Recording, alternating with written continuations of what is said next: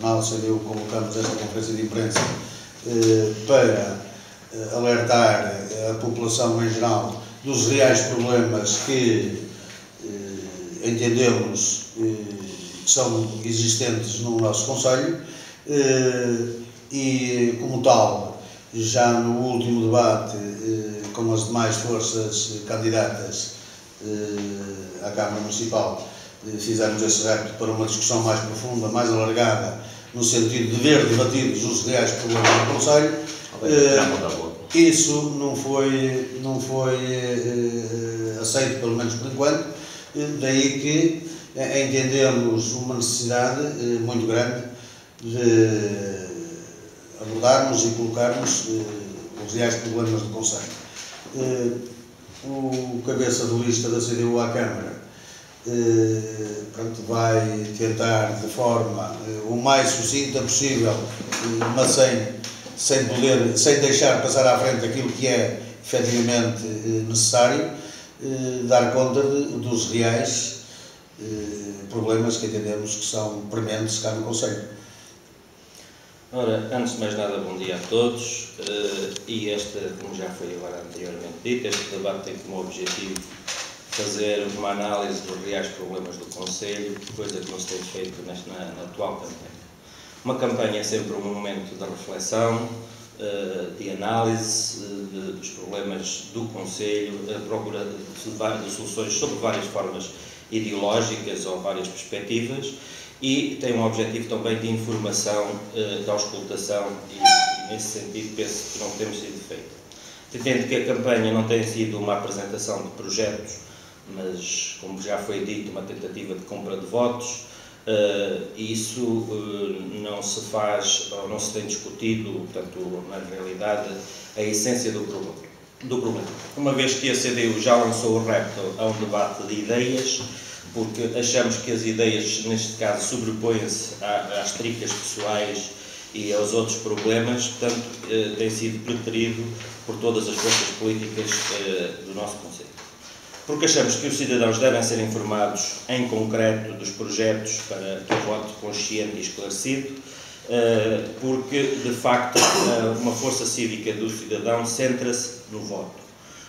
E o voto é demasiado importante porque ele condiciona o futuro para ser vendido por assim insignificantes festas ou por pequenos brindes que têm cada vez mais um custo e uma oneração significativa das propagandas eleitorais. E ficam sempre as ideias por discutir e a falta de informação das pessoas. Assim, os reais problemas de Vizela ficam ao lado num debate sem projetos futuros. E relativamente a isso, importa-nos dizer o seguinte: em relação à Câmara propriamente dita, o seu desempenho, fala-se na dívida, mas também é preciso tomar consciência, e ninguém assume isso, que não se pode ficar agrilhoado ao facto da própria dívida e, portanto, condicionar o futuro só por isso. Porque qualquer posição da Câmara deve ter como primeiro as pessoas. Em relação ao PAEL, que no fundo é uma espécie de troika, portanto, o PAEL que visa o apoio à economia local, tem um conjunto de medidas e onerações, provavelmente, e que, como muita gente já deve ter percebido, ele já está devidamente ordenado e para ser aplicado em Vizela. Não o foi ainda dito, provavelmente, porque, pela parte da Câmara, porque quer esconder as contas e com consequente mesmo aumento do déficit da dívida, e isso vai ter consequências futuras. E pelo próprio PSD, provavelmente, ou pelo próprio governo, PSD-governo, porque não quer que essas medidas sejam tomadas sejam conhecidas antes das eleições, porque isso vão trazer problemas aos cidadãos que não votariam da mesma forma se soubessem os condicionalismos a que vão estar sujeitos. Porque nós estamos habituados a que quando o PS e o PSD assinam acordos, normalmente quem paga sempre são as pessoas e com um peso significativo da classe média. Não dizemos isto à toa, o facto é que importava muito renegociar a dívida e fazer uma auditoria às contas, facto que cada vez parece que se quer esconder quase os valores da dívida da Câmara, não havendo até um consenso ainda sobre o respectivo montante. A Câmara, por exemplo, uma das medidas que falam muito do emprego, todas as forças políticas, nomeadamente quer o PS, quer o PSD, mas se tomarmos só como medida as 40 horas que vão começar a entrar em vigor a partir do dia 29 deste mês, vai implicar, se não forem tomadas outras medidas, por exemplo, um despedimento de pessoal na Câmara, porque o próprio aumento de horas vai ter que libertar, como na Câmara, como noutros estabelecimentos públicos. E nessas nossas 50 medidas que nós apresentávamos e que quisemos fazer em debate público, porque essas 50 medidas eram só para a austeridade, ninguém as quis ouvir, nem tampouco as fizemos. Uma das medidas, por exemplo, para atenuar essa medida do Governo com a qual discordamos, seria um aumento do tempo de atendimento da Câmara para evitar algum desemprego. Isto é uma das medidas que eu estou a dizer avulso.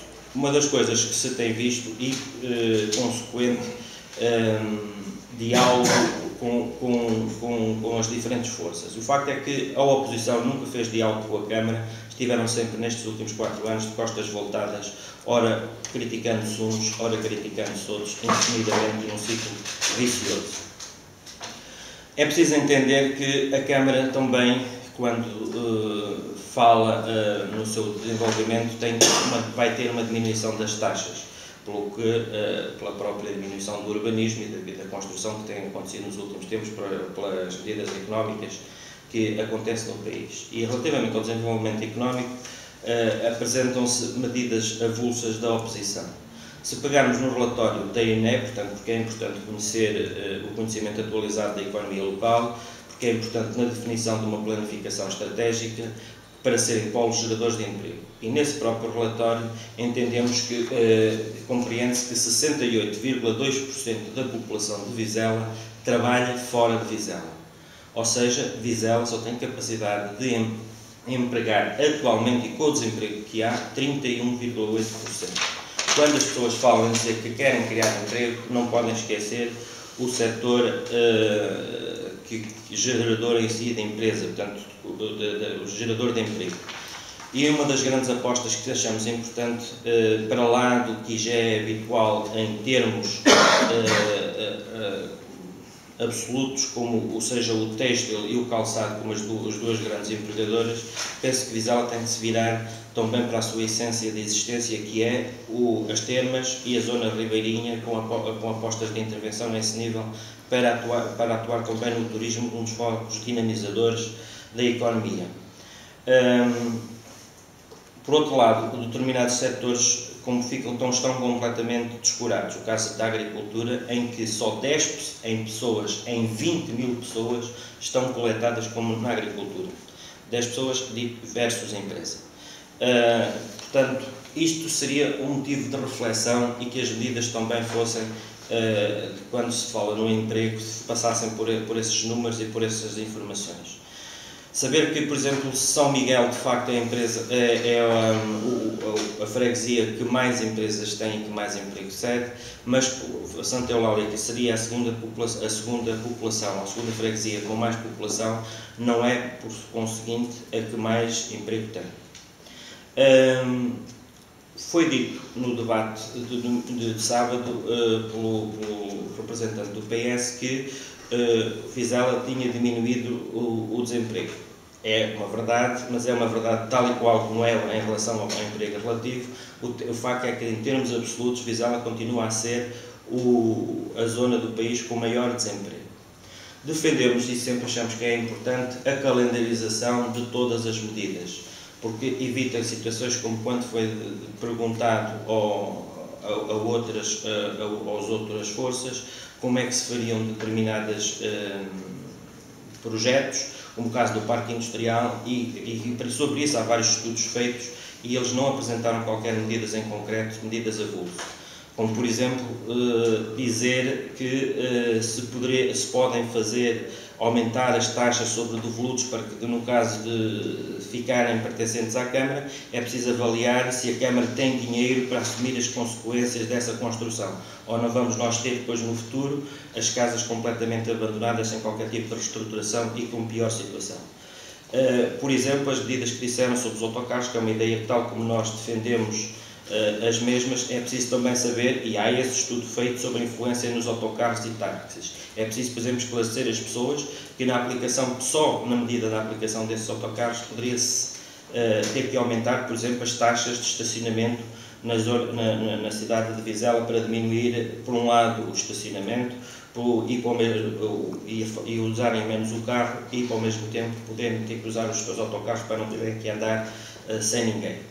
Mas também tem que se ter em conta as outras empresas dos autocarros e dos táxis. Sobre isso haverá também algumas situações que nós apontamos em concreto e que os outros partidos nunca o quiseram fazer.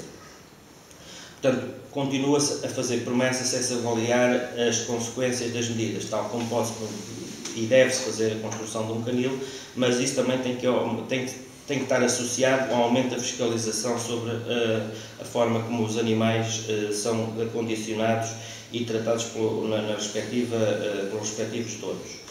É preciso também fazer um estudo aprofundado da circulação, sempre para que não se faça a retalho nenhuma das medidas que têm sido feitas em prejuízo do comércio tradicional. Isso obriga a um problema efetivo para a diminuição do comércio tradicional.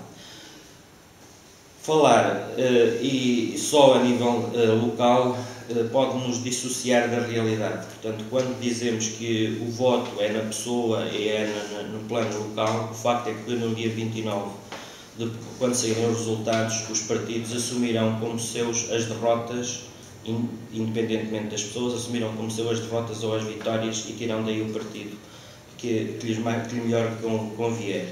É preciso perceber que votar neste momento, quer no PS, quer no PSD, é estar a dar uma continuidade à política da atual Câmara ou a dar um cartão verde, se votar no PS, para se continuarem as medidas de austeridade e as medidas que têm degladiado a classe média e mesmo tornado cada vez mais miseráveis aqueles que cada vez têm menos. Portanto, importa nesse sentido que uma análise de todas as medidas apresentadas, uma reflexão sobre todas as medidas apresentadas e uma certa seriedade na forma como se as apresenta. Isso é o que nós achamos que não tem acontecido. Isso é o que nós achamos que, independentemente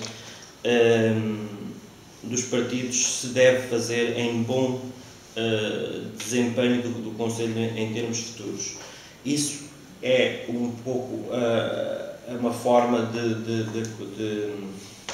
de salvaguardar o futuro e importa, por uma vez por todas, tornar-se essa seriedade em detrimento das festas, dos gastos excessivos de propaganda que não conduzem a nada, que são autênticas manobras de marketing para ludibriar as pessoas. E é por isso que hoje apresentamos, embora pudéssemos pormenorizar, mas estamos sempre dispostos para o fazer, sempre que formos auscultados para isso, cada uma das medidas nossas ou dos outros para apresentar em nome do futuro de Vizela e de todos os vizelenses. Por isso, é este o motivo da nossa reunião, que lamentamos o facto das outras forças não quererem, pelo menos, fazer um debate e uma apresentação objetiva de todas as medidas que têm. Algumas delas, nomeadamente o programa, sai muito tardiamente, porque sabem até que ponto está condicionado o futuro de Vizela. O nosso programa tem consciência disso e, por isso, ele está enquadrado com essa mesma situação. O próprio PS, em manobras de diversão, foge da apresentação de um programa abrangente para a própria Vizela, porque ele também tem consciência da gravidade que se depara em termos de futuro para a Vizela. O facto de agora se distribuir mochilas, o facto de agora se fazerem obras à pressa, como é costume durante a campanha eleitoral, é no fundo uma manobra de querer ludibriar as pessoas, porque pergunto, será que esta situação se reporta só no último ano dos 4 anos e na altura em que está mais endividada e não o pôde fazer antes? Isto é uma forma de conquistar e comprar autenticamente votos, e as pessoas têm que ter consciência